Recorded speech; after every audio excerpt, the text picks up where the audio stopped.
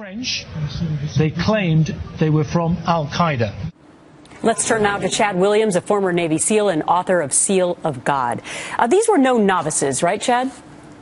Absolutely not. They show all the earmarks of sophistication. These men show that they were operating on a level of intelligence. You know, standing by the door, they showed that they could think very clearly while under pressure, using this woman to enter the passcode. No doubt they could have easily busted that door down if they wanted to, but the element of surprise was important to them, to move in there silently and to execute as many people as possible. And it shows that apparently they knew this editorial board meeting was going to be going on, and they could really have their greatest impact on these men, catching them by surprise. And then they don't go running out of there with reckless abandon. Not only did they have an infiltration planned out, but it seems they had an extraction as well. All right, talk to me a little bit about the AK-47s, because not an easy thing to operate, correct? Especially under pressure. The AK-47 is not an easy thing to operate whatsoever because of the recoil.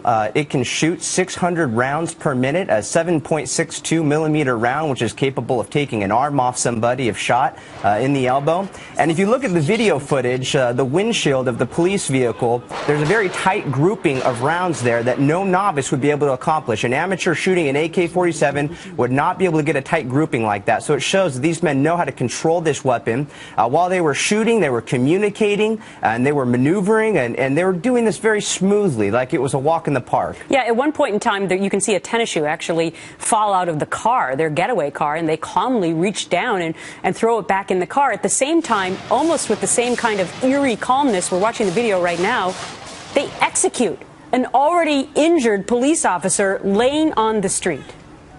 Without any thought whatsoever. And you look at the way they moved up to that police officer, it was very calm and collected. The man on the right side was providing cover for the man on the left in case there was a surprise. And you're right, as he gets back to the vehicle, he actually has the thought to pick up whatever it was that fell on the ground to get back into the vehicle. So these guys, this was not their first rodeo. They have some training. The sophistication is obviously there.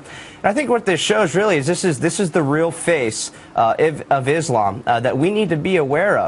We shouldn't be so optimistic about Islam in America. Islam, by definition, from Arabic to English, it is submission. These guys are bent on submission. If you look at Muhammad in the early days, sometimes people say that Islam is a religion of peace. The only time Muhammad was ever peaceful was in his early days when he didn't have a very strong military force. But as he gained control and power and grew in military size, he became a very violent man. And the latter Muhammad that we see in history is very much like the ISIS that we see today.